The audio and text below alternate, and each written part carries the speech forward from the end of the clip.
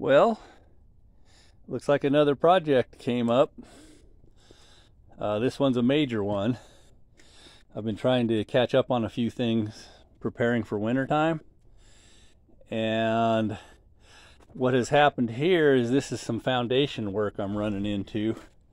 The history is last winter we hit 40, 50 below zero Fahrenheit.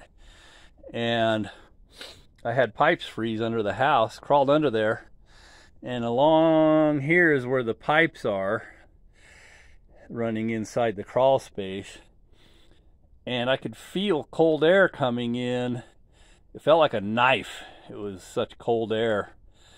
So I packed a bunch of temporary insulation in, got the pipes thawed out, and then figured I would get back to figure out what was happening, and so here I am. And here's what I've discovered is I dug down, and it turns out that in the foundation for this home there's an 8-inch notch 10 feet long, and so it was filled in with a railroad tie that rotted, and it was through that rotten railroad tie the cold air was seeping in. And so near as I can tell, when they poured the foundation for this home, it was for a shop, and this would have been the garage door opening across here. That's typical for that type of construction, but there's no sign of that ever having been done. So at some point somebody decided to put a home in on this foundation that was poured for a shop, and then later on they did add a garage to the end of it. But so I had some work done on this place, new sheeting, new siding, had a sunroom tore off and a porch built, and we did not discover this issue back then because that was all filled up to dirt all the way up to the level of the siding, and the top of the railroad tie is not rotten, about the top 2 inches, and then it had some foam insulation on top of that. So really no way to tell because we did replace some of the rim board and some of the plates around this foundation as we did the work, and we missed this, totally missed it. Also, I discovered I have a sewer clean out that I found when I dug down. I've taped over it temporarily.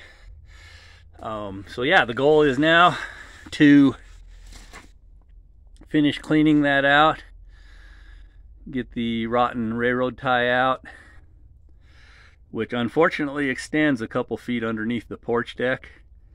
So we'll be doing some of that clear out from underneath the crawl space. It's really tight under there too.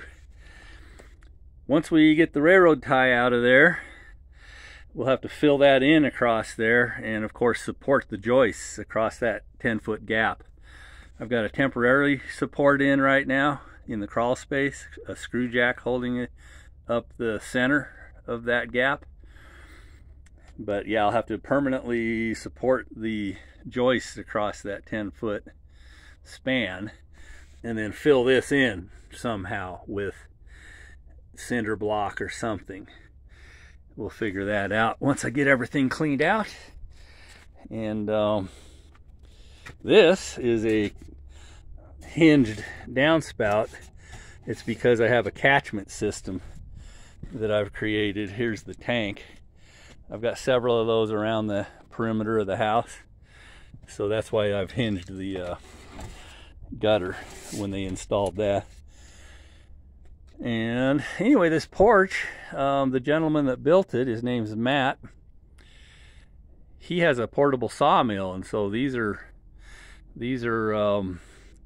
timbers and planks that he milled himself Not this treated stuff for the atrium part here, but the rest of the porch, that's all wood that he milled himself and did a nice job on that.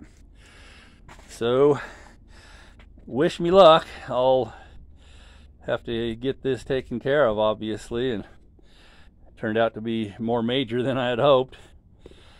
So we'll keep at it and do some updates. Meanwhile, wish me luck.